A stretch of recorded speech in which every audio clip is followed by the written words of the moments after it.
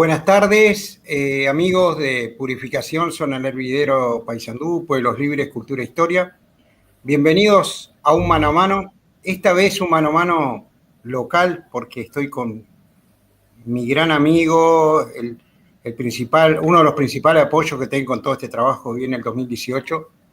Lo voy a presentar porque tenemos una rica tardecita de aprender mucho, así que con nosotros está Juan Carlos Palacios, escritor, investigador.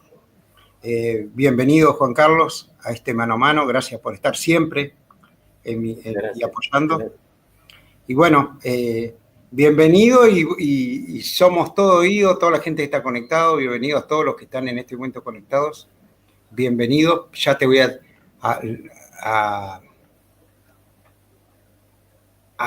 me voy a poner a escucharte. Bien, bueno, un gusto. Muchas gracias, Carlos, por la invitación, por agregarme a esta lista a esta grilla de figuras relevantes de la región que han venido pasando por este programa, por esta iniciativa tuya de tanta importancia cultural. Yo me voy a ir apoyando en imágenes que he podido a ver un poquito.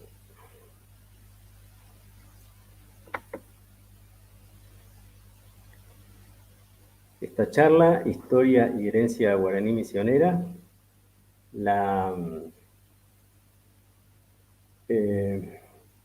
tenemos que comenzar por la historia, por el comienzo, ¿verdad?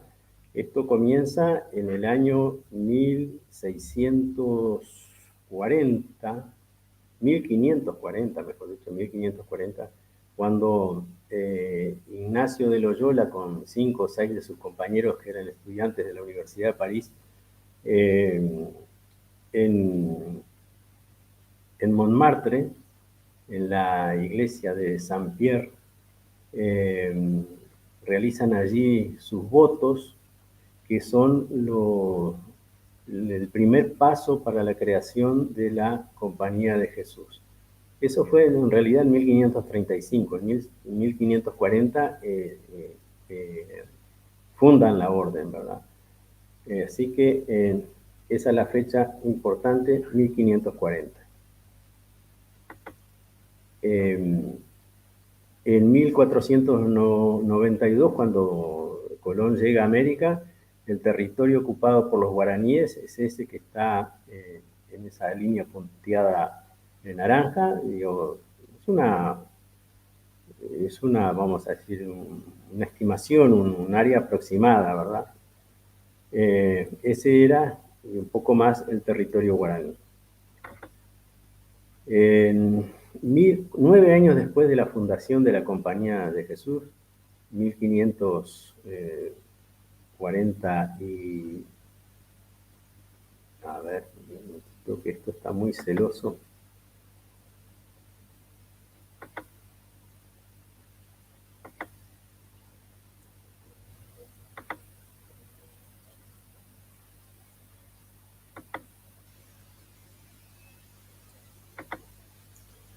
Nueve años después de la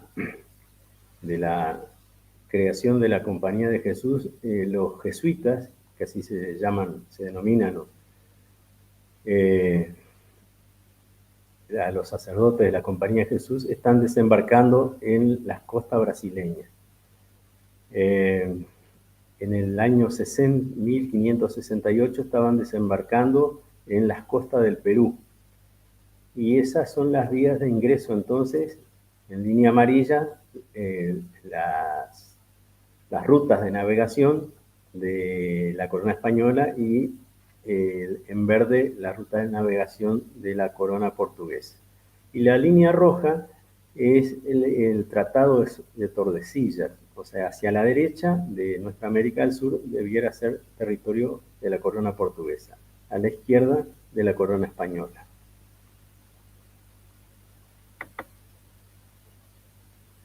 Bueno, se crea entonces en 1548 ya la gobernación general del Brasil. En 1535 España crea el Virreinato del Perú. Y bueno, acá en esta imagen tenemos la imagen, la línea del Tratado de Tordesillas, y más o menos nos ubicamos con respecto a las ciudades que hoy existen, ¿verdad? San Pablo, Asunción, Porto Alegre, Montevideo, Buenos Aires, varias de ellas aún no existían, pero es para tener una idea de la ubicación entonces de lo que era el área guaraní.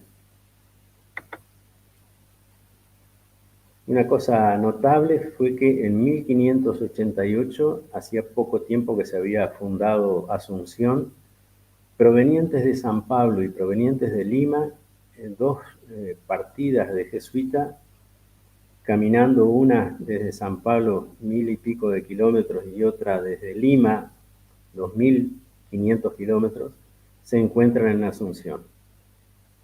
Ahí establecen una base y en 1604 la Compañía de Jesús crea la provincia jesuítica del Paraguay, que es la parte sur de nuestra América del Sur, está dentro de esa línea verde hacia abajo, vamos a decir, que esa provincia jesuítica del Paraguay comprendía todo el territorio de Argentina, todo el territorio de Paraguay, gran parte de lo que hoy es Brasil, todo el Uruguay y Chile.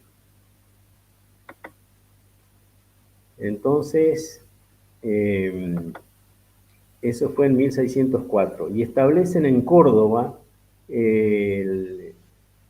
le llamo el Comando General de la provincia jesuítica del Paraguay. Allí se establece el padre provincial con un equipo de sacerdotes que son los que dirigen los destinos de la Compañía de Jesús en todo este territorio. Entonces, en 1609, en Paraguay, en un lugar ubicado entre Encarnación y Asunción, se funda la misión de San Ignacio Guazú. Y en eso fue en 1609. En 1610 fundan, de ahí mismo se trasladan hacia el noreste, ¿verdad? Se aproximan bastante a lo que es la ciudad de San Pablo, pero siempre dentro de lo que era el territorio español asignado por el Tratado de Tordesillas, y fundan allí varias misiones, varias reducciones.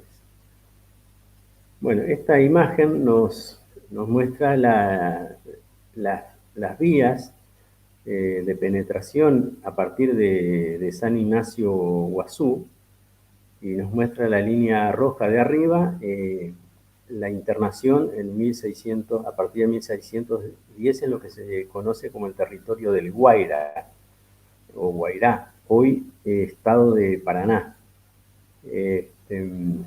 Bueno, y en 1615 ingresan ahí a la provincia de Misiones y Corrientes, y en 1626 ingresan a lo que es, podríamos decir, la banda oriental, o sea, la parte oriental del río Uruguay, y ahí fundan varias reducciones también.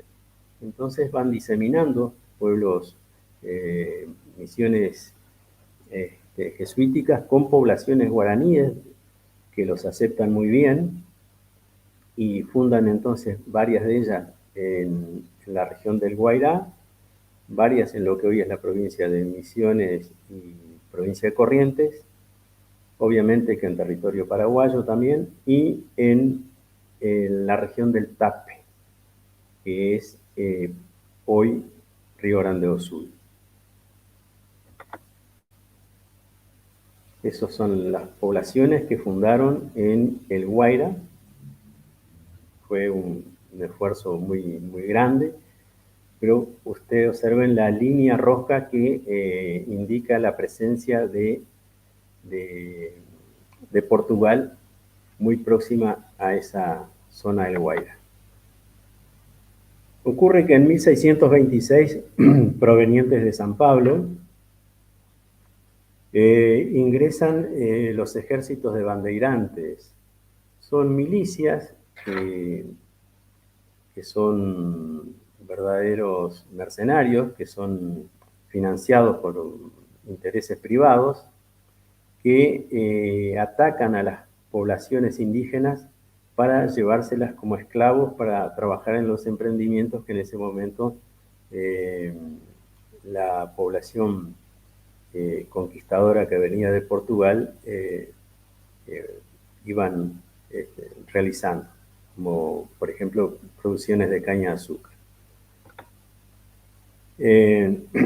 Ahí en el Guairá, entonces son atacadas las misiones del Guairá y se produce un éxodo hacia todas esas poblaciones, desaparecen del Guairá, no queda ni una, y todos los que pueden se corren hacia lo que hoy, y buscan refugio a lo que hoy es la provincia de Misiones.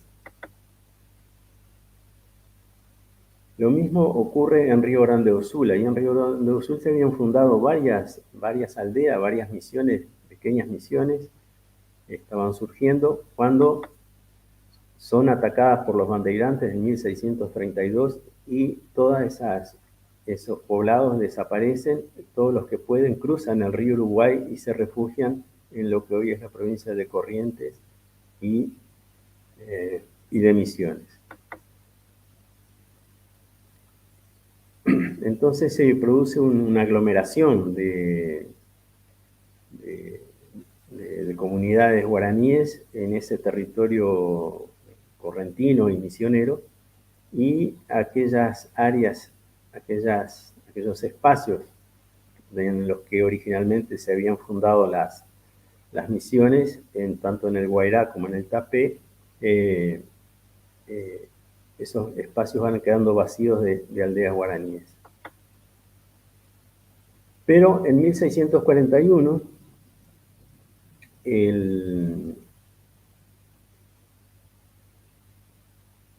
se produce sobre el río Uruguay una batalla. Los bandeirantes ingresan al territorio misionero y lo hacen por el río Uruguay. Es un ejército muy numeroso precisamente para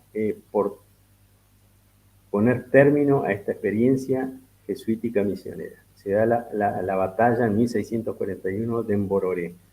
¿Qué ocurre?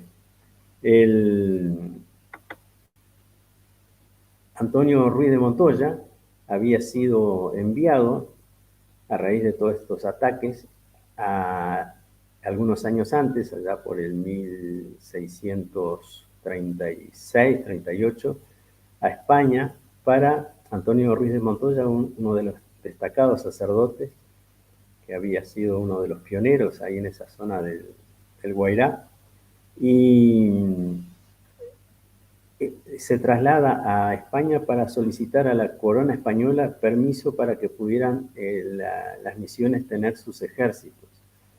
Entonces, le explica todo lo que están sufriendo las poblaciones guaraníes, los ataques constantes, y la corona española en 1640 autoriza la formación de un ejército guaraní misionero.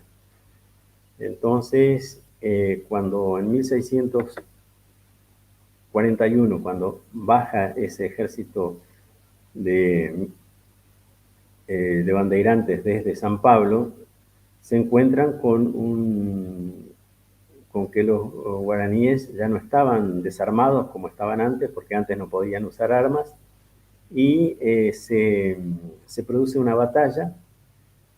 Las crónicas dicen que fue una batalla que duró alrededor de 5 días, en los que los bandeirantes sufrieron terribles pérdidas y fueron perseguidos los que huían, y algunos lograron llegar a San Pablo de regreso y contar lo que había sucedido. A partir de ese momento cesan los ataques de los bandeirantes, ya se dan cuenta que no pueden volver, que no es tan fácil, que no eran presa fácil, y bueno, comienza entonces un periodo de tranquilidad. Finalmente, varios de los pueblos que habían pasado para el otro lado del río Uruguay, para el lado occidental, vuelven al lado oriental y algunos prefirieron quedar donde estaban. Entre los que eran de la banda oriental y pasaron para el otro lado y no volvieron, están San Carlos, Apóstoles, Candelaria, Santo Tomé y San Javier. Entonces inicia ahí un periodo de estabilidad, de consolidación y desarrollo, ya que tenían la tranquilidad de que no estaban siendo atacados por los bandeirantes. Al final, entre las reducciones que se habían fundado y las que finalmente quedaron, hay una diferencia ahí de total de 54 reducciones, eran las que se habían fundado, y quedan 30 que son las que prosperan. Este es el plano original, el plano modelo de las reducciones. Todas las reducciones tenían una gran similitud entre ellas, porque la autoridad superior inmediata era el padre superior que estaba en Candelaria. Cada 3 años se renovaba. Dejaba esa función, volvía a la reducción de donde había salido y vuelve otro que es elegido por los demás para conducir durante 3 años. Y una de las funciones que tiene el padre superior es la de velar por la uniformidad de los 30 pueblos. Entonces alguien en esa época escribió que quien conocía a uno de los pueblos conocía a todos los demás, porque eran todos muy parecidos. Ahí tenemos la plaza principal que tenía cada pueblo, enfrente estaba el templo, que era el edificio principal, a la derecha del templo estaba el cementerio, y a la derecha del cementerio, un poco distante, estaba lo que se conocía como el Cotiguazú, que era un albergue para las viudas, para los huérfanos, para los ancianos. Y a la izquierda del templo estaban la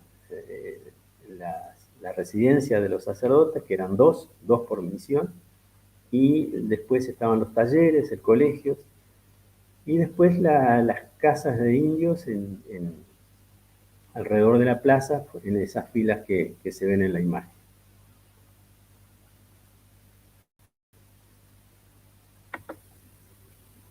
Acá en este plano, en este mapita, uno trata de mostrar cómo era la comunicación de las misiones hacia Buenos Aires y el mundo.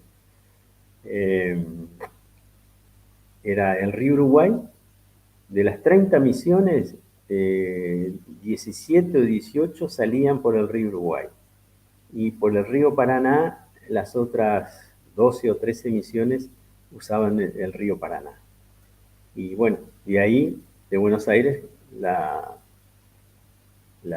comunicación con el mundo, ¿verdad? Montevideo está ahí en este mapita, pero Montevideo surge ya cuando las misiones estaban en su periodo de esplendor. O sea, cuando todo el periodo de desarrollo, de consolidación, Montevideo no existía. Y cuando comenzó el periodo de esplendor, Montevideo aún no existía. Otro de los recursos que tenían las misiones eran las estancias en las que la corona española le permitía tener ganado, con el cual le daban una ración diaria de carne a cada familia. Entonces, una de las estancias más conocidas es la de Yapeyú, que comprendía ahí un pedacito de Río Grande do Sul, el oeste, una franja al oeste del río Uruguay, y los departamentos de Artigas, Salto y Paysandú. Era una extensión muy importante. Bueno, y es una imagen del templo de San Miguel que muestra los detalles que indican el periodo de esplendor, propios del periodo de esplendor de las misiones. La fachada de San Miguel, magnífica. Esto es Trinidad, en Paraguay. muestra del desarrollo de la arquitectura, pero además simultáneamente se desarrollaba la música y las artes en general, porque a partir de 1680, 1690 empezaron a llegar a las misiones grandes maestros de la arquitectura, de la música, de la pintura, de la escultura. Y las misiones empezaron a vivir entonces su periodo de esplendor. Reitero, como decía hoy, cuando Montevideo aún no existía. Ahí vemos ejemplos del arte guaraní misionero. Cada una de las misiones, cada uno de los pueblos, tenía hasta 5.000 habitantes. Tenía 2 sacerdotes y hasta 5.000 habitantes, y tenía un cabildo que era el que se entendía con la población. El cabildo estaba integrado por los caciques. En cada reducción, además, había una escuela de primeras letras. Se enseñaba a leer y a escribir en guaraní. No le quitaron la lengua, no le quitaron el idioma, no procuraron que dejaran el guaraní y aprendieran el español, no. La Compañía de Jesús le mantuvo la lengua guaraní y logró desentrañar el alfabeto guaraní, que es un alfabeto que tiene más letras que el español, y escribir entonces en guaraní. También allá por 1690, 1691, pasa acá por el río Uruguay el padre Antonio Sepp, una de las figuras notables de esta cantidad de sacerdotes que venían en oleadas, y todos de la Compañía de Jesús, obviamente, y se instaló en Yapeyú, donde crea una escuela de música. Le envían desde las distintas reducciones indios que los sacerdotes que estaban al frente de esas reducciones entendían que tenían buen oído, que tenían condiciones para aprender música. Entonces venían a Yapeyú y aprendían a leer y escribir música y a ejecutar un instrumento. Después volvían a sus pueblos ya como maestros de música, y al poco tiempo cada una de las reducciones tenía su coro, y tenía también su banda de música. Bueno, ahí vemos otra imagen. Sí, esta es una imagen de Paraguay, creo que es Jesús de Tabarangüé. Bueno, detalles que muestran el esmero y la perfección en el trabajo que lograron realizar la Compañía de Jesús junto a los guaraníes. Esta se llama el friso de los ángeles músicos. Es el templo de la iglesia de la Santísima Trinidad, tengo entendido que es. Ahora me olvidé si es Santísima Trinidad o Jesús de Tabarangüé en Paraguay. Es una obra única, se considera que es una obra única en el mundo, donde muestra a los ejecutantes guaraníes con los instrumentos que usaban en la reducción. Y estas imágenes yo las descargué de internet para entender qué era una chirimía, qué era un rabel, qué era un tiorba, un salterio. Y otra cosa notable entonces fue el hecho de que pudieran escribir el guaraní. Entonces, ¿qué ocurría? Los libros que la Compañía de Jesús traía de España eran en español, o tal vez en alemán, porque también venían sacerdotes de otras lenguas, pero fundamentalmente españoles. Y los guaraníes no sabían leer español. Entonces, allá por el 1700 y algo, logran crear una imprenta que duró pocos años, y aparentemente era una imprenta que funcionó un tiempo en Santa María la Mayor, después pasó a Concepción de la Sierra, y después a una tercera reducción, y después desapareció. Y ahí se imprimían entonces libros que eran traducidos del español al guaraní para que los guaraníes pudieran leer entonces el contenido de esos libros que originalmente eran españoles. Obviamente que eran libros religiosos, porque no hace falta aclarar, pero esta era una sociedad teocrática, o sea, todo funcionaba, la columna vertebral era en esa sociedad era la religión, ¿verdad? Era un trabajo de evangelización. Otra cosa notable que hicieron los jesuitas fue los mapas que en esa época, con los elementos que disponían, eran que lograban hacer. Y esos mapas en Europa eran muy valorados porque no se conocía nada de la geografía. Si bien son muy imperfectos para la época, eran un gran avance el tener idea de la distribución de los ríos y el sentido en que corrían, etcétera, y sus afluentes. Otra cosa espectacular fue entonces que en 1545 se crea en una de las misiones en San Cosme y Damián, que está en Paraguay, el primer observatorio astronómico. Se elaboraron mapas del firmamento del hemisferio sur, y eso era muy valorado también entre los astrónomos de Europa. En Europa lo que ellos logran ver es el hemisferio norte, ¿verdad? Los astros que se ven en el hemisferio norte. No conocían cuál es la distribución de los astros en el hemisferio sur. Pero no solo eso, sino que este sacerdote que crea este observatorio, escribe y publica lo que denominó un lunario para 100 años.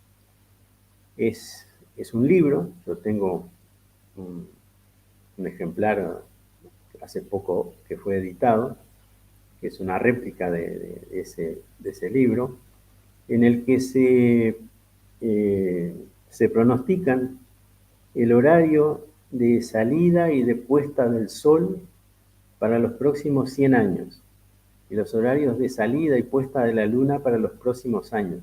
Y no solo eso, sino los eclipses. Están previstos los eclipses para los próximos años a partir de ese momento que imprimió el lunario.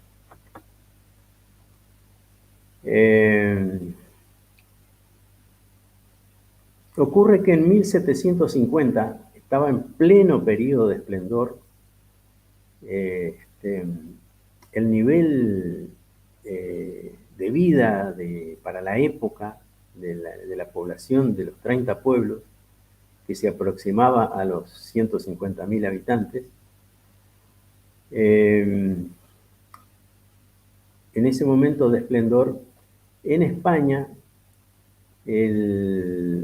la corona española con la corona portuguesa resuelven formalizar un tratado conocido como el Tratado de Madrid. Ese Tratado de Madrid hace que la corona portuguesa se obligue, se comprometa a entregar a la corona española la colonia del Sacramento, que los portugueses habían fundado en lo que hoy es Colonia, ¿verdad? Habían fundado en 1680, en territorio español, porque estaba al oeste de la línea del Tratado de Tordesillas. Pero se establecieron ahí, la corona le mandó los ejércitos misioneros a expulsarlos, hubieron combate, muertos, heridos, en fin. y lograron expulsarlos. Pero después, a través de las tratativas y acuerdos, vuelven ahí, al tiempo vuelve la corona española a expulsarlos mediante la participación de ejércitos guaraníes que bajaban desde las misiones con elementos, con guaraníes, con pobladores guaraníes de varios de los pueblos, sumaban ejércitos de 2 y 3.000 combatientes, ¿verdad? Pero entonces, sorprendentemente, en 1750, la corona española hace ese acuerdo mediante el cual la corona portuguesa se compromete a entregar la colonia de Sacramento y la corona española se compromete a entregar todo el territorio donde están los 7 pueblos de las misiones orientales. Ese es el episodio que está recogido, que está interpretado en la película La Misión, que muchas veces esa película lleva al equívoco de creer que al final de la película los guaraníes son derrotados y que ese es el final de las misiones. No, no es el final de las misiones, es el ataque que el ejército español y el portugués juntos realizan a los 7 pueblos para expulsar a los pobladores de ahí y porque se resistían a salir, a tal punto que especialmente la juventud de esos pueblos, más varios jóvenes de los pueblos del otro lado del río Uruguay que se sumaron, se enfrentan para combatir a las fuerzas que venían a expulsarlos. En ese año de 1756 que se produce ese episodio triste, había surgido entre las filas de los guaraníes la figura del cacique Sepeti Arayú, un elemento joven, muy decidido, ¿verdad? Que aparece como la principal figura de la resistencia. Y bueno, y en el primer encuentro que tienen los ejércitos de España y Portugal, le disparan unos tiros de cañón en un paso donde estaban impidiendo precisamente el cruce muchos indios guaraníes y observan que huyen los combatientes guaraníes del lugar y cuando se acercan encuentran las milicias, el ejército portugués y el español encuentran a algunos de ellos muertos, otros heridos, y uno de los heridos es Sepeti Arayú, ese joven líder estaba herido y el gobernador de Montevideo, José Joaquín de Viana, que acá en Salto tenemos una avenida importante con su nombre, lo remata de un tiro de pistola. Lo reconocen como Sepeti Arayú y lo eliminan de un tiro de pistola. Lo que encuentran entre sus ropas al revisarlo es un libro de oraciones, de todo lo que tenía. Pero mientras tanto, entre 1750 y 1756, 1750 es el tratado. Tenían que irse de ahí, no se iban. Había mucha agitación en las comunidades y una india que vivía en La Cruz, de nombre Felicitas, tenía alrededor de 90 años, muy religiosa, rezaba el rosario todos los días en la iglesia y todos los viernes les llevaba pescado a los sacerdotes para que no comieran carne roja, sino que durante todo el año comieran pescado. Pero, ¿qué ocurrió? Ella dijo algo que a uno de los sacerdotes le dijo que iba a haber una gran mortandad y que todo eso no iba a existir más, como que iban a desaparecer las misiones. Los curas quedaron impactados con esta profecía. ¿Por qué? Porque ella era conocida por eso, por esas profecías. Le había dicho a uno de los sacerdotes lo que le iba a pasar y le había sucedido, y después había también realizado un comentario vaticinando alguna cosa de otro sacerdote que también le había ocurrido. Entonces inmediatamente informaron a Córdoba, donde estaba el provincial, porque el provincial todos los años debía informar a, a la compañía que estaba, a la base de la compañía que estaba en Roma, debía informar mediante lo que se conoce como las cartas, se conoce, era el nombre, las cartas anuas, una carta anual. Era un informe voluminoso con todo lo que pasaba. Y de ahí de los sacerdotes de la cruz, alertados o alarmados con lo que había dicho la India Felicita, hicieron saber al provincial y solicitar que eso fuera incluido en la carta anua de ese año 1750 y poco. Y bueno, entonces, esta es la situación. Después de muerto Sepeti Arayú, se produce lo que se conoce como la batalla de Caibaté, que en realidad fue una matanza de Caibaté, y terminan totalmente derrotados. Los ejércitos de España y de Portugal ingresan a los distintos pueblos. Lo único que sienten es el llanto de las madres en todos los pueblos, porque murieron 1500 guaraníes, jóvenes. Y entonces muchos huyen nuevamente a la selva, porque ahí estaban, en esa época era todo selva. Otros se vienen para las tierras de los infieles, o sea, cruzan el Ibicuí, cruzan el Cuarén, se internan se mezclan con las aldeas de indios charrúas, de minuanes. Y muchos otros, la mayoría, cruza el río Uruguay y son recibidos en los distintos pueblos que hasta ese momento funcionaban entre los ríos Paraná y Uruguay, y del otro lado del Paraguay. Carlos, dame un minutito, voy a tomar un vaso de agua y puedes conversar. Sí, cómo no, Juan Carlos, cómo no. Estamos muy atentos a todos. Bueno, gracias a todos los que están saludando, a la gente de la Universidad Católica de San Ignacio Guazú que nos está saludando.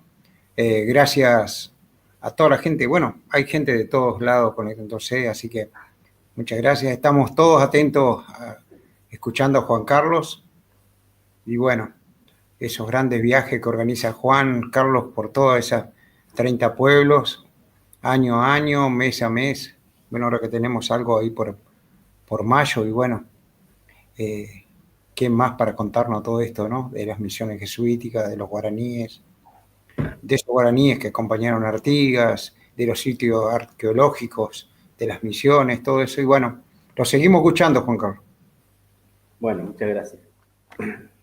Disculpen la imprevisión de no tener un vaso de agua a mano. Bueno, muy bien. Así que esa área entonces es despejada de los pueblos guaraníes, y comienzos de finales de 1756, de ese año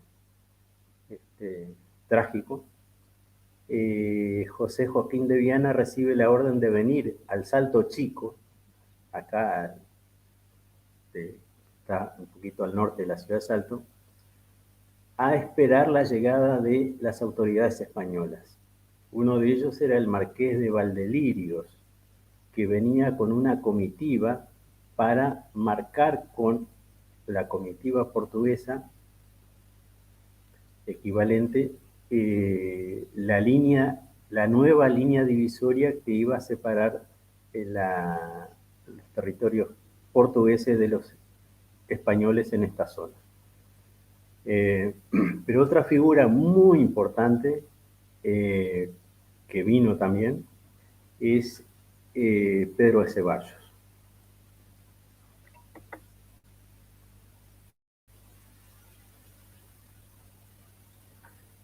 Pedro de Ceballos, muy conocido, ¿verdad? Un gran militar, se pasa acá por el Salto Chico, como pasa el Marqués de Valdelirio, como pasa José de Andonaegui, y se instala en San Borja. Ahí se instala. Entonces, una de las tareas que tenía Pedro de Ceballos era identificar a los sacerdotes de la Compañía de Jesús que habían instigado a esta revuelta, los tenía que detener y mandarlos presos a España. El tema es que Pedro de Ceballos se dedica a eso y a otras varias cosas, varias tareas, y el informe de la batalla de Caibaté, matanza de Caibaté, el parte oficial, vamos a decir, de los ejércitos, dice que la operación tuvo una duración de 1 hora y 15 minutos. Más de 1.500 guaraníes fueron muertos, 154 hechos presos. Las pérdidas españolas fueron de 3 hombres, mientras que los portugueses perdieron 1 soldado. Algo raro debía haber pasado ahí.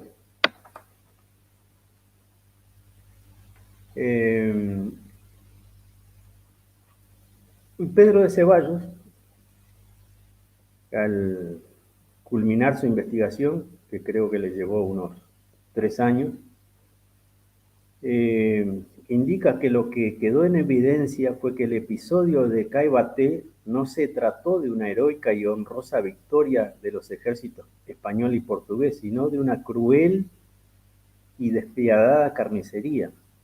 Pedro de Ceballos, en carta dirigida a Julián de Arriaga, ministro de Marina e Indias, fechada el 20 de febrero de 1759, informó: aseguro a vuestra excelencia que se obró con tanta inhumanidad que, metidos en una zanja gran parte de los indios, la tropa iba dando vueltas sobre ellos, dándoles sus descargas hasta acabar con todos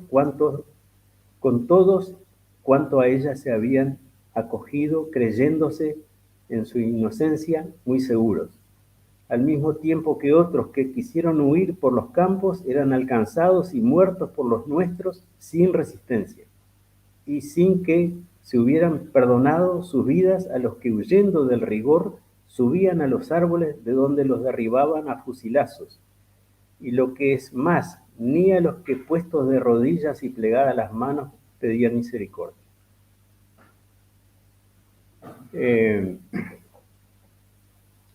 Ese es el relato de entonces de Pedro de Ceballos, que vino a investigar este tema.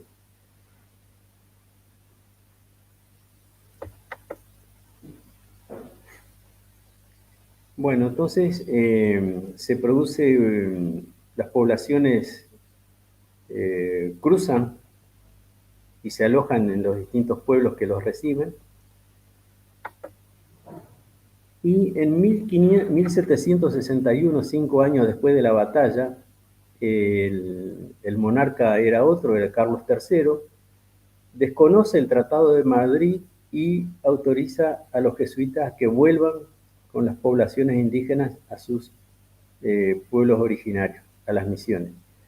Entonces comienza todo un periodo de restauración de esos pueblos. Y en 1767 sucede lo que nadie esperaba,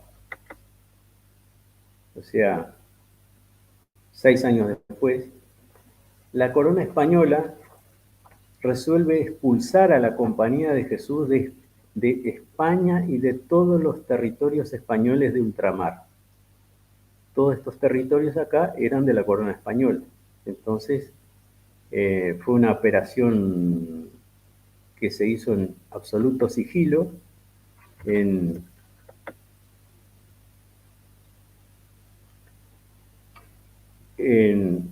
horas de la noche de ese año 1767, en pleno invierno, golpean la residencia de los jesuitas en Buenos Aires. Se identifican como un militar que quería confesarse, le abren la puerta, ingresan y le dicen que están todos presos. Eso se repite en Córdoba, donde habían unos cuantos jesuitas, y también en Montevideo. En Montevideo la Compañía de Jesús se había establecido más o menos en 1740 y poco. En Montevideo se llevó a cabo el 5 de julio de ese año 1767 y también ocurrió en las primeras horas de la noche. El escritor Carlos Ferrés, historiador, consigna que enterada ingresan, bueno, están presos y los llevan a un barco que está detenido ahí anclado en la bahía de Montevideo y después son trasladados a Buenos Aires. Pero Carlos Ferrés dice que enterada la población de Montevideo de lo sucedido, el llanto se apoderó de muchos pobladores.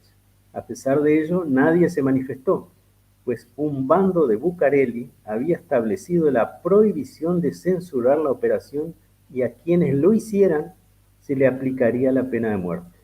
O sea, no se podía hablar mal o disentir de esa medida.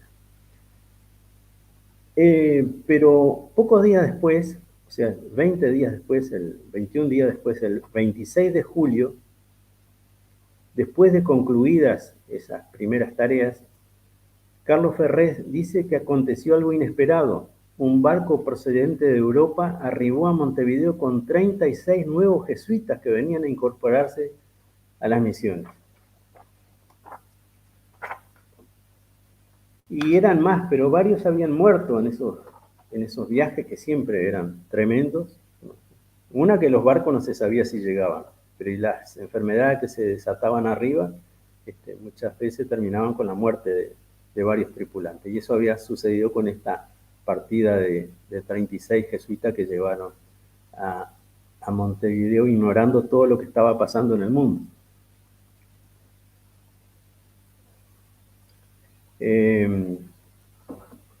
Resulta que entre los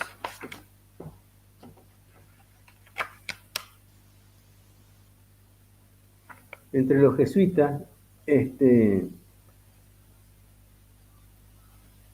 varios los embarcaron, de esos 36 que llegaron, pero varios venían enfermos, entonces quedaron ahí. El asunto que cuando se mejoraron, los pocos que quedaban ahí los embarcaron para Buenos Aires y eran 7 los últimos reembarcados hacia Buenos Aires. Pero esa embarcación se naufragó y esos 7 también se murieron.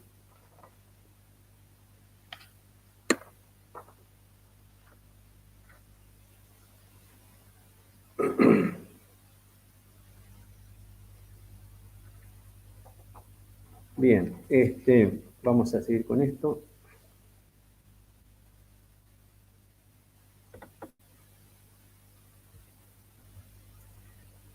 Las misiones en ese año 1767 no las tocaron. Le dijeron, bueno, después vamos a venir por ustedes, pero todavía no. Entonces tuvieron un año más funcionando las misiones sin tener el apoyo de Córdoba y de ninguna otra, vamos a decir, residencia de los jesuitas, porque ya se habían eliminado todas de acá de la región. Entonces, permanecieron ahí durante un año se ve que los jesuitas adoctrinaron muy bien a las poblaciones, diciéndoles que los iban a venir a buscar para llevárselos presos, pero que no tenían que realizar resistencia alguna. Y bueno, fue así que en el invierno de 1768 pasó un ejército acá por Salto, se acampó acá en el Salto Chico. Ahí quedaban los restos de una fortificación que había levantado José Joaquín de Viana, la condiciona para que sirva de cárcel de los jesuitas que iban a comenzar a ser trasladados desde las misiones por el río Uruguay, para después deportarlos a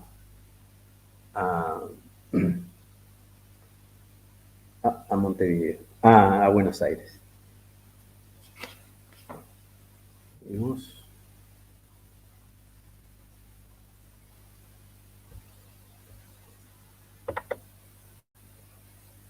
Entonces, a partir de ese año 1768, las misiones cambian de régimen, viene un administrador español, se ven los más grandiosos actos de corrupción porque se empiezan a apoderar y a hacer suyo personalmente los bienes que habían en las misiones, como el ganado y demás.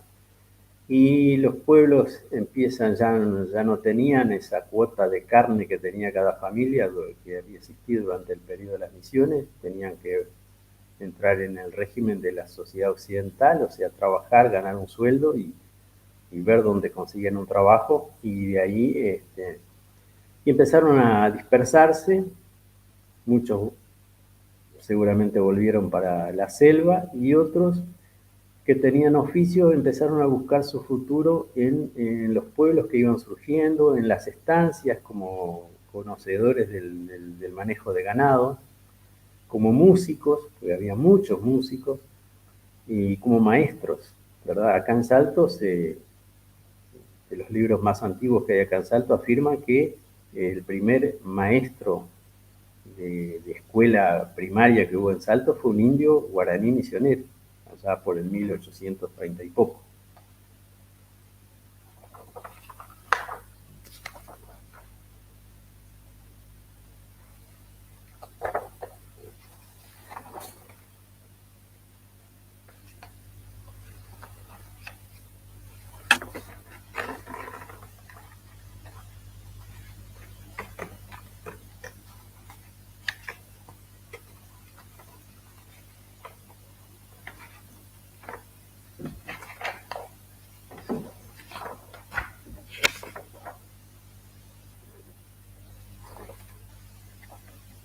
Y bueno, entonces se produce el abandono de las misiones, quedan algunas poblaciones ahí en los pueblos, ese era su hogar, ¿verdad? Allí estaban, en los cementerios estaban sepultados todos sus ancestros, era su hogar, y de allí algunos no querían salir, ¿verdad? En 1802, Portugal toma cuenta nuevamente de las misiones, porque España prácticamente las había abandonado. Y pasan unos años y aparece en escena José Artigas.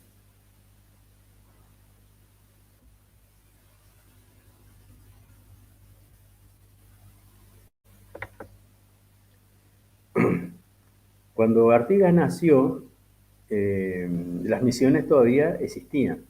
O sea, cuando los jesuitas fueron expulsados de las misiones, Artigas tenía 4 años. Seguramente eso fue motivo de conversación, habrá escuchado muchas conversaciones de lo que habría pasado. Y bueno, curiosamente, Artigas aparece como líder, como caudillo, procurando la independencia, y curiosamente se encolumnan cientos, tal vez miles de guaraníes en el ejército de Artigas.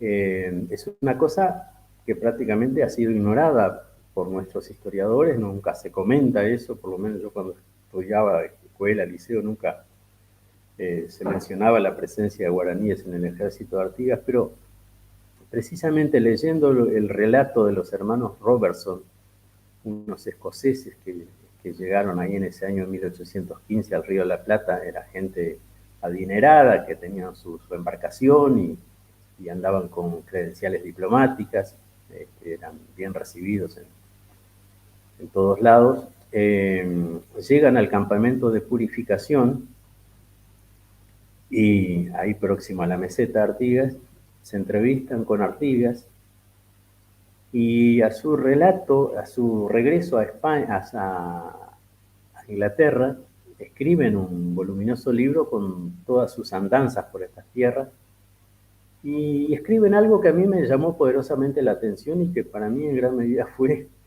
un estímulo para indagar en este tema. No solo en el tema de las misiones, sino de la presencia guaraní en el ejército de Artigas. ¿Qué dicen los hermanos Robertson en su relato? Dicen que el ejército de Artigas en purificación está compuesto por 1.500 hombres. Principalmente son indios provenientes de los destruidos pueblos misioneros. Principalmente, dice. Y bueno, eso me llevó a hurgar un poco en otros autores, especialmente de Argentina, y hay uno encontró mismo en Brasil. En Brasil se indica como Artigas como líder de guaraníes, pero eso acá ha sido en gran medida ignorado. Andresito Guazurarí es un caudillo guaraní al cual Artigas le da el comando del ejército, de la reserva del ejército que tiene Artigas en las misiones. Ordena Artigas también la reinstalación de los cabildos de los pueblos de las misiones, eso lo especifica muy bien en uno de sus libros el doctor Mario Cayota, y en 1820 llega a Porto Alegre. O sea, Artigas tiene todo su periodo de lucha, de combate y de derrotas, ¿verdad? Y la última gran derrota fue la de Tacuarembó, allá por el verano de 1820. Entonces, Augusto de Saint-Hilaire llega a Porto Alegre ahí en el invierno de 1820. Y Augusto de Saint-Hilaire era un francés naturalista que andaba disecando pájaros, colectando insectos, haciendo un herbario, con todo lo de la naturaleza de estas tierras para enviar al Museo de Historia Natural de París. Era un hombre de ciencia, pero él relataba todo lo que consideraba interesante, lo asentaba y hay un libro que relata todo su pasaje por acá, por nuestra América del Sur y especialmente acá por el Uruguay. Llegó a Porto Alegre y encuentra una cantidad de indios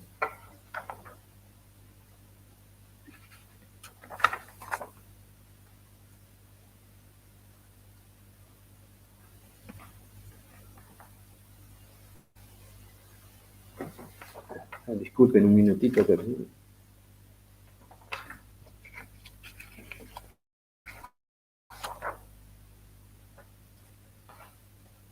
encuentra una cantidad de indios trabajando en el acondicionamiento de Porto Alegre, haciendo los trabajos del municipio. Y averigua de qué se trata, esa cantidad de gente está trabajando ahí, y le explican que son prisioneros de la batalla de Tacuarembó, que eran alrededor de 400, y dice que había entre ellos 12 españoles de Montevideo. O sea, seguramente era gente españoles que vivían en Montevideo, que habían participado del ejército de Artigas, o eran criollos que hablaban el español. Y algunos negros, dice así, algunos africanos que habían huido de algunas estancias donde trabajaban, y el resto son todos guaraníes de los pueblos misioneros. Entonces, lo que vemos ahí que no solo los hermanos Robertson en 1815 dice que la mayor parte del ejército de Artigas, de los 1.500 hombres que estaban en purificación, procedían de los destruidos pueblos misioneros, sino que 5 años después, cuando es derrotado Artigas, la inmensa mayoría de los prisioneros que estaban en Porto Alegre también eran guaraníes.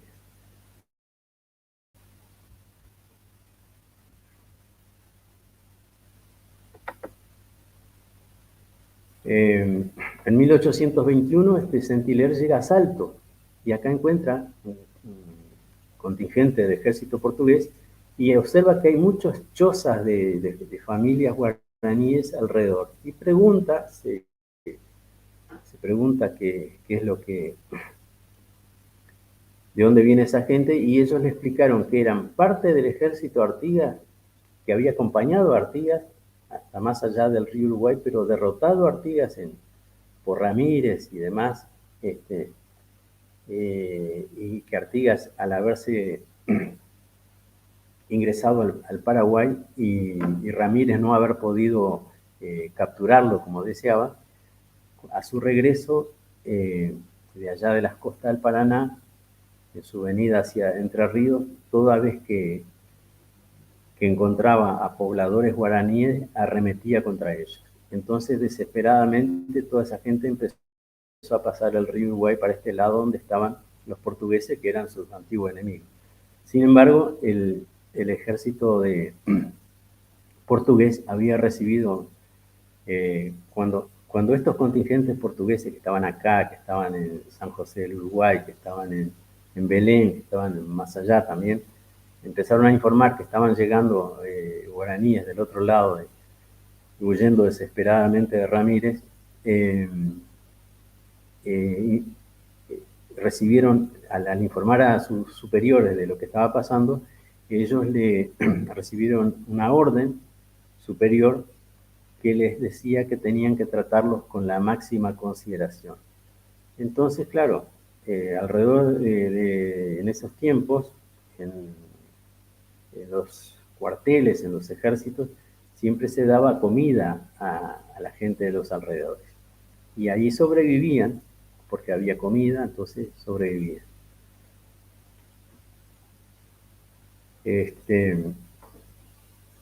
Bueno, de acá de Salto sigue para el Salto Grande.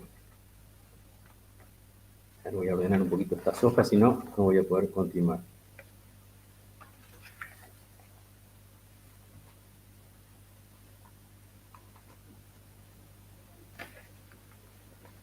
Estamos todos atentos escuchando. Sí, agradezco que puedas hablar un poco ahí. ¿Cómo no? Ordeno las hojas. Sí, el tema de los hermanos Robin, cuando vinieron a Purificación y vieron Artigas con esos guaraníes, con esa forma, bueno, cómo vivía Artigas, ¿no? Ellos pensaban encontrar un Napoleón y se encontraron con una persona sencilla, y bueno, yo creo que Purificación, Artigas demostró lo que tenía él, que no tenía grandes líderes de ese momento como San Martín, como Uribe y todo, que Artigas tenía esa comunidad. Él pudo demostrar cómo los pueblos originarios lo seguían, y bueno, eso fue el claro ejemplo de Purificación, que juntó varias razas, los negros, los guaraníes, los charrúas, todos ahí en Purificación. Fue un claro ejemplo de que era Artigas. Exacto. Bueno, le decía que en el relato de Saint-Hilaire dice: más allá del campamento militar hay muchas chozas en las que viven indios de toda la región y en su mayoría vinieron a refugiarse aquí desde Entre Ríos. Estos hombres viven en la ociosidad mientras sus mujeres, y no tenían donde trabajar, mientras sus mujeres y sus hijas se prostituyen con los soldados. Después llega al Salto Grande. Allí dice: vimos este es el relato de Augusto de Saint-Hilaire, el francés que le acabo de decir, ¿verdad? Este naturalista francés. Que le entró por el Chuy, fue hasta Montevideo, después remontó el río Uruguay, o sea, en carreta, ¿verdad? Fue acompañando el río Uruguay, pasó ahí por Quebracho, por Paysandú, por Quebracho, por Chapicuy, obviamente. Pasó por Purificación, que estaba en ceniza, dice, y llegó a Salto. Y de Salto se encuentra con este panorama de cantidad de familias guaraníes y continúa hacia el Salto Grande. Y dice, vimos a orillas del río varios poblados en los que viven indios guaraníes que vinieron de Entre Ríos a refugiarse en este lugar.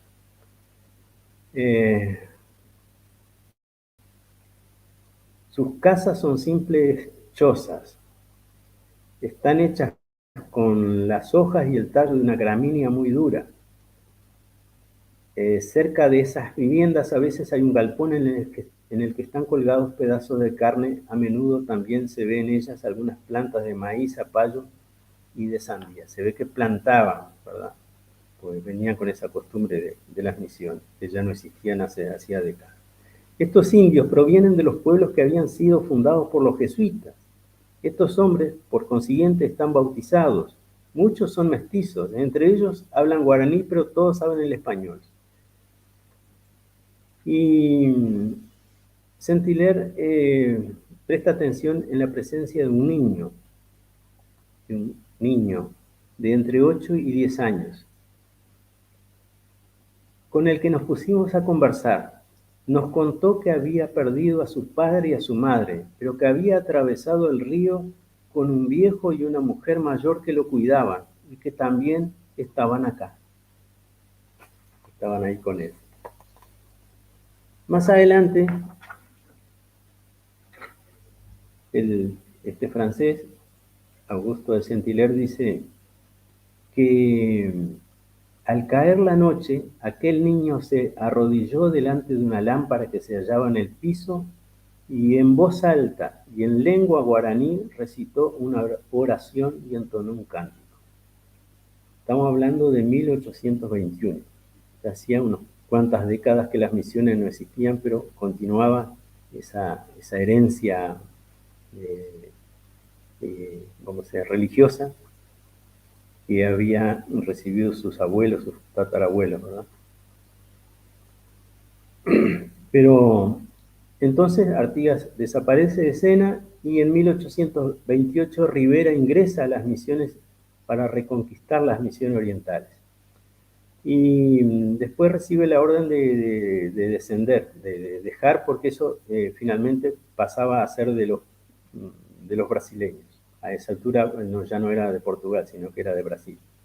Y que Brasil entregaba la colonia al Sacramento. Los guaraníes de los distintos pueblos lo reciben con beneplácito y Rivera, al recibir esa orden, abandona esos pueblos, pero conquista a todos esos pueblos para que lo sigan. De lo que quedaba de esos pueblos, en realidad, ¿verdad? Entonces se forma un éxodo que cruza el Cuarén a fines de 1828. Es una caravana que, según Rivera, está integrada por decenas de carretas y que está integrada por unos 9.000 guaraníes. Cruzan el Cuarén y al comienzo de 1829 fundan Bella Unión. El tema es que vinieron llenos de ilusiones y de promesas, pero Rivera continuó hacia el sur y se llevó gran parte del ganado.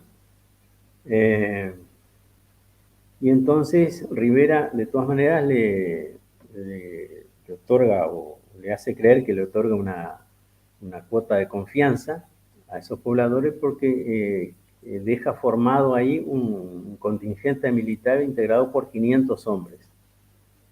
Pero ese contingente militar, como toda la población, empieza a pasar hambre porque no se les termina el ganado que tenían en la vuelta y tal es así que empezaron a pasar todo ese tipo de dificultades y un militar argentino que había quedado ahí le escribe a a Rivera. Este militar argentino se llamaba Evaristo Carriego, había acompañado ese éxodo guaraní.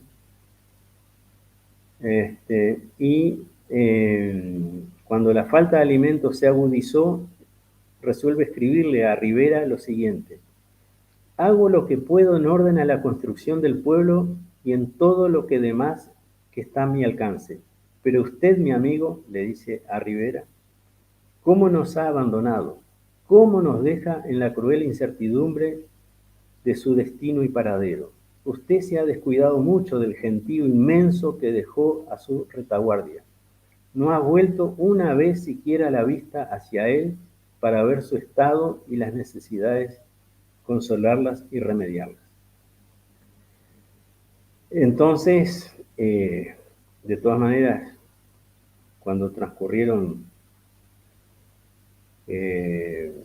unos años, pocos años, en 1832, ese contingente militar ahí de Bella Unión se sublevó. En 1831 había sido la matanza de Salsipuedes, 1831. Un año después, Bella Unión se subleva y entonces Rivera manda a Bernabé Rivera a atacar a este ejército que estaba en Bella Unión y que se había dispersado en parte en el norte uruguayo. Y así el 5 de junio de 1832, aquí en Salto, en el Paso de Cañitas, un arroyo que desagua en el Arapey Chico, le escribe, informa a su superior, Bernabé Rivera, dice: acabo de sorprender en este punto a la principal fuerza invasora de los sublevados, quedando prisionero su comandante, Ramón Sequeira, misionero, con toda la fuerza derrotada, muerta o con igual suerte, considerable número de familias, todo el campamento, la caballada y municiones en nuestro poder, y sigo mi marcha sobre el resto de los sediciosos. Acosta y Lara se hace eco de lo que escribió un investigador brasileño, al cual Acosta y Lara lo consideraba muy bien documentado. Y dice entonces Acosta y Lara que este brasileño, Wittfang, nombre alemán imposible para pronunciar, dice que este historiador brasileño dice que Bernabé Rivera actuó con los prisioneros a la usanza de los antiguos bandeirantes, mamelucos. Todos los hombres, todas las mujeres, todos los niños fueron encerrados en un corral, siendo degollados uno a uno. Primero los hombres, después las mujeres y por fin las indefensas, los indefensos niños. Se iniciaba así en ese 5 de junio de 1832 en Cañitas, con la sangre de estas víctimas, el régimen de los degüellos que maldicen la única guerra repelente que es la guerra civil. Después Bernabé Rivera se va a Bella Unión, huyen de Bella Unión para Belén. En Belén se produce otro enfrentamiento en el que los guaraníes son derrotados y parte de ellos cruzan el río Uruguay, logran refugiarse en Entre Ríos, y parte huye hacia abajo, pasan acá por Salto y siguen, cruzan el Daymán, cruzan el Guavillú y buscan cruzar en el Arroyo Malo, o sea, en la desembocadura del Arroyo Malo. Ahí ese contingente de guaraníes con sus familias empezaron a construir balsas y a cruzar para el otro lado. Pero llega Bernabé Rivera y dice: forzando mis marchas, en el informe de Bernabé Rivera, ¿no? Forzando mis marchas al extremo de no permitir descanso, caí sobre los restos de los forajidos que capitaneaba Tacuabé, en el momento que efectuaban su pase al lado opuesto del Uruguay, y no logré acuchillarlos a todos o tomarlos prisioneros porque se habían extraviado, por un pequeño extravío que tuvimos, no logré acuchillarlos a todos o tomarlos prisioneros.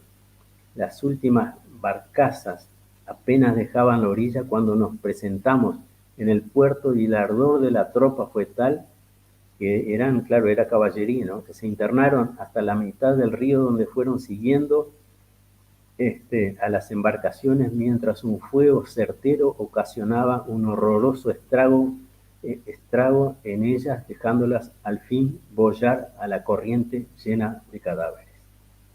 Este es el último episodio, entonces,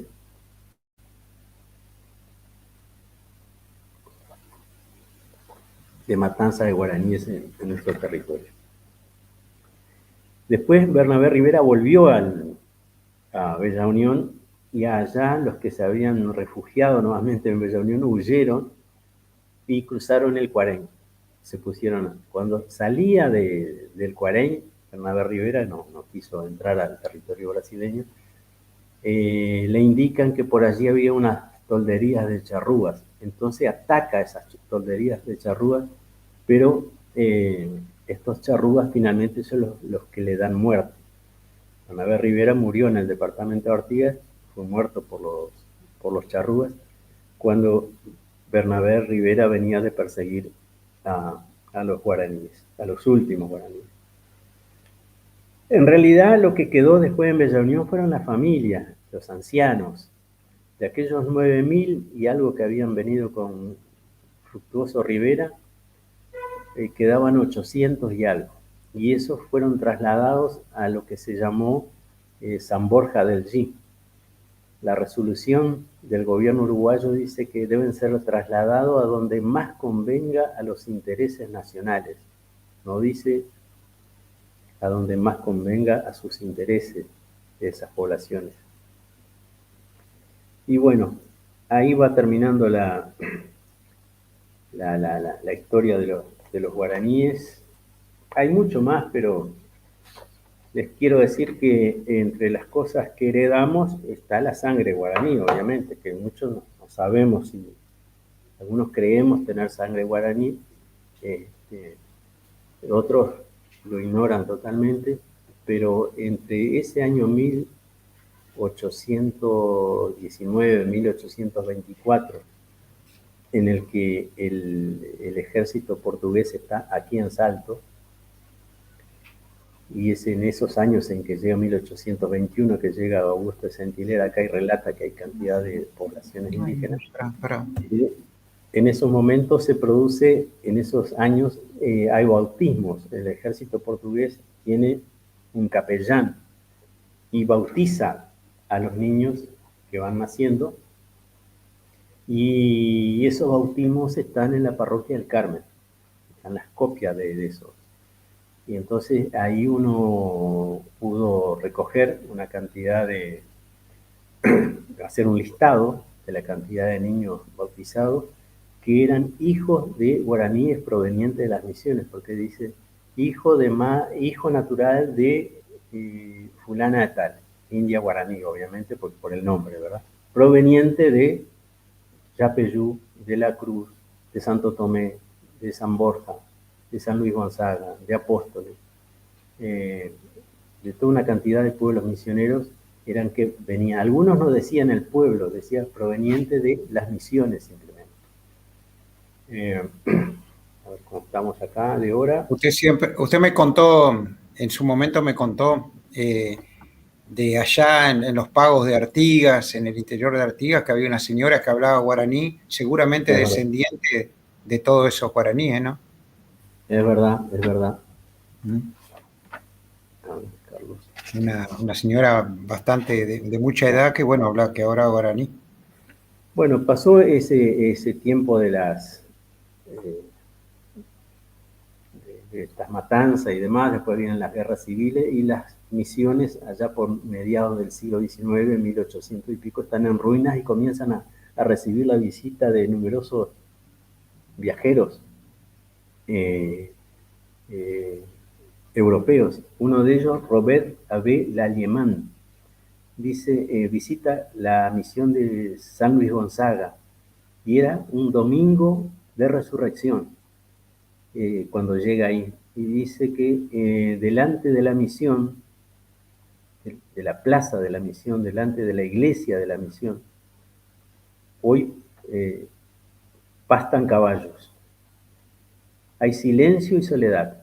¿Cómo sería antes allí en un domingo de Pascua cuando terminaba la misa y salían de la iglesia centenares, millares de guaraníes que llenaban la plaza? Hoy apenas uno que otro aparecen por la plaza, como un fantasma, recordando con su presencia tiempos mejores, pero sin alimentar la esperanza de que vuelva.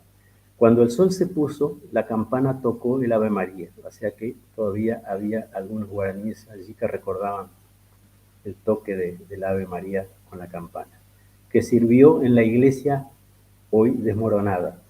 Sonaba un tanto enronquecida, como si estuviera sucia. Y bueno, para finalizar, quería mostrarles un poco lo que queda de las misiones hoy en día. Esto es San Miguel, esto es San Cosme y Damián en Paraguay, es la única iglesia en pie que está de los 30 pueblos, está restaurada, pero es la única que está en pie, imágenes que de la época de las misiones que están ahí adentro. Esta es parte de la estructura que acompaña al templo. Los pisos muestran cómo eran los pisos, que no eran pisos de tierra, sino que eran pisos de una cerámica y distintos tipos de formatos, ¿verdad?, de esas baldosas. Imágenes increíblemente perfectas, ¿verdad? Después tenemos la reducción próxima, que es la de Santiago Apóstol, también en Paraguay. Imágenes de la época. Esta es la capilla de Santa Rosa, la única que queda en pie de los 30 pueblos. Tiene estas imágenes de la época, pero tiene algo más increíble que son los frescos. Es la única pared que existe en los 30 pueblos, de lo que queda de los 30 pueblos, que aún luce los frescos de la época, que están muy deteriorados, pero están allí. Alrededor de la plaza se conservan aún las casas de los indios. Eso eran las casas de los indios que estaban alrededor de la plaza, que eran similares a las que estaban atrás. Hoy son pequeños comercios o viviendas de algunas familiares. Esta primera casa que está acá a la izquierda es el destacamento policial, pueden ver. Y Santa María de Fe, también en Paraguay. A mí hoy le quedo en un debe con mostrarle las imágenes de lo que hay en Argentina y lo que hay en Brasil. Estoy mostrando únicamente lo que hay en Paraguay, ya que ahora fines de mayo estaremos nuevamente en Paraguay, si Dios quiere, participando de la Asamblea de los 30 Pueblos de las Misiones Jesuíticas, que anualmente se hace en la sede que tiene la Universidad Católica del Paraguay en San Ignacio Guazú. Acá este edificio obviamente que fue restaurado, pero dentro de él encontramos un magnífico museo con obras de arte espectaculares, porque ahí fue una de las misiones en la que había una escuela de arte.